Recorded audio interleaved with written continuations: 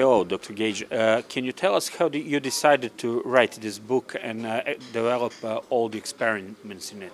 Yeah, so the book came about as an output of after 10 years of research. So I've been working on a way to democratize neuroscience and to kind of like make it accessible to the me that was in 5th grade that I never heard about. So I wasted my entire life and became an engineer, and then after a decade I realized I wanted to become a neuroscientist. And when I became a neuroscientist, I realized we need to make sure that doesn't happen again, because like no one talked about neuroscience in my school, right? And so for 10 years we've been working on kits and experiments to be able to allow students to really understand how the brain works by doing what's called electrophysiology, by recording from brains and doing experiments on that.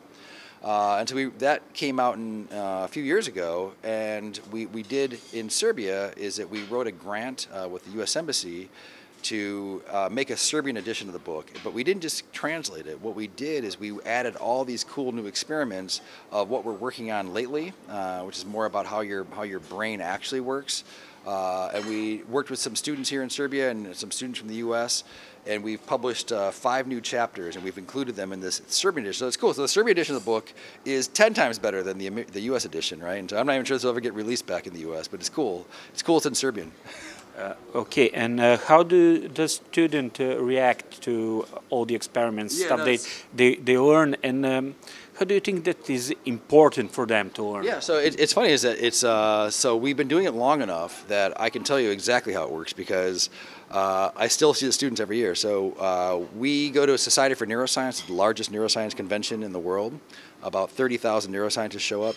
And every year we get students that stop by with their poster tubes because they're becoming scientists, and they say, "Hey, Backyard Brains, I learned about neuroscience from you guys," right? And so like, and then when you go into the classrooms, and we'll see that here in Serbia, people are blown away. People want to know how the brain works. It's a very mysterious thing, right? This idea of like the feeling of life is very mysterious, and so people are very curious about how that brain works.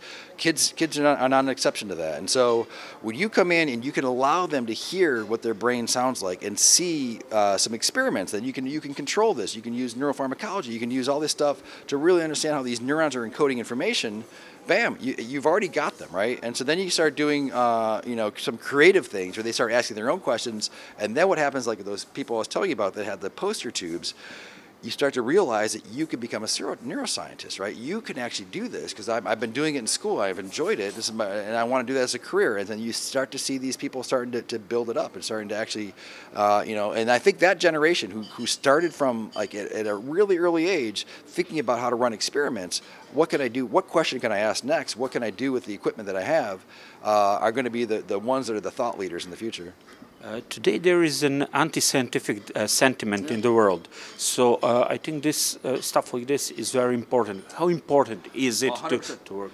The scientific process, which has been with us for like how many hundreds of years, is really kind of designed for that, right? And it's not just a new thing that people are anti-scientific. You can go back and look at Galileo, right? He was like almost murdered because of what he believed in, right? And so the idea is that it's an ongoing thing, and so there ebbs and flows. And right now we're at a low point, right? And it's because of social media and the idea that my opinion is more important than facts, right?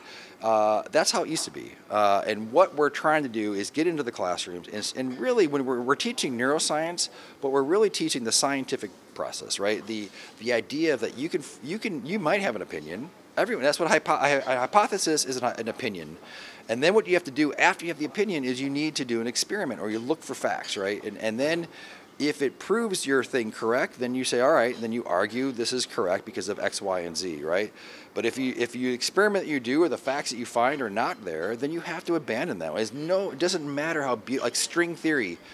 It's the most beautiful I've understood from physicists, the most beautiful, but you can't prove it, right? And so, and once you can't prove it, I think you need to get rid of it, right? So it's like, or if it's proven wrong, you can have the most beautiful theory in the world, but if if the experiment doesn't work, you got to abandon it, and that's what scientists do, and that's what we're trying to teach kids. And then if you get that into people's heads, and they're consuming media, right? And they're like, oh, you can start to say, all right, well, is that true? How can I research that? And then you can start to see that happening in everyday life, and that's that's simply the scientific process. And what we've lost as a society is the ability to think critically. That's called critical thinking, and that's that's the scientific process. And so we're trying to bring it back again, man. And I think it can be done. And if you do it in a way that's approachable, and you don't try to be pedantic about it, talking down. So as a neuroscientist, I try to use everyday language, but then be very stressful. Like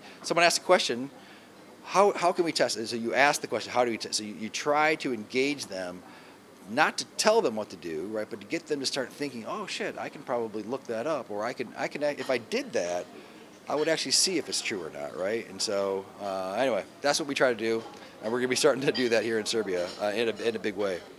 And how important is neuroscience for artificial intelligence and development? Yeah, and it's funny. It's that well, it started it, right? So the original artificial neural networks were created models of neurons back at MIT in the 1950s, and so then from there, then it went away for a while. It had like 2 or 3 spurts where it kept coming back, but I think in like around the mid 2010s, it came back in a big way because we figured out a way to do something that the brain does, which is like update the neurons based on new information. And so that's called deep learning.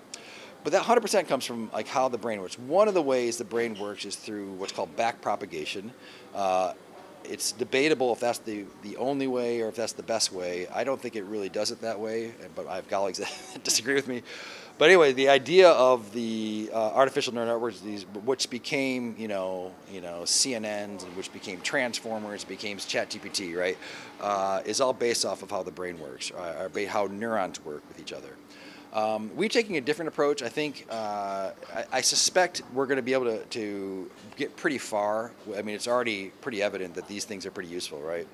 The question is, can we do things that allow us to learn? The one thing that these networks cannot do is you can't teach ChatGPT something new. The only thing you can teach it is what's in the buffer, right? As soon as that buffer goes away and you ask it a new question, it's not going to remember what you did last time. You don't do that. I don't do that. So when we ask people questions, we remember things. If you read something in the paper, you remember that, right? And so that's something that we have to solve. And I suspect neuroscience can play a role with that one, because we think we have different theories about how we actually learn through short-term memories, and that turn in through sleep to long-term memories and long-term potentiation. So that there might be ways that we can do that within robotics, so that we can actually give the ability for robots to be able to learn on the fly. Because I think that's going to be an important skill, and I think we're going to run into limitations pretty quickly if that's not resolved.